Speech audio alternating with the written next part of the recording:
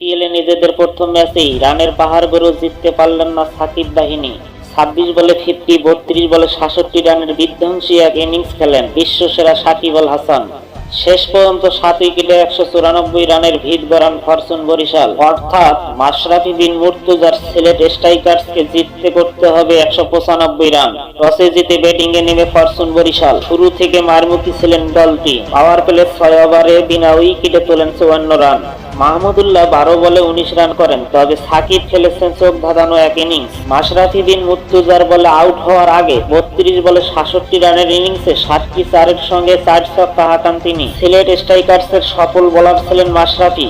195 রানের টার্গেটে ব্যাট করতে নেমে নাজমুল হোসেন শান্ত 40 বলে 48, শহীদ হৃদয় 34 বলে 55, জাকির হোসেন 18 বলে 43, মুশফিকুর রহিম 11 বলে 23, শেষরাত্রেরা 9 বলে 20 রান করেন। শেষ পর্যন্ত সিলেট স্ট্রাইকার 6 উইকেটে জয়লাভ করেন।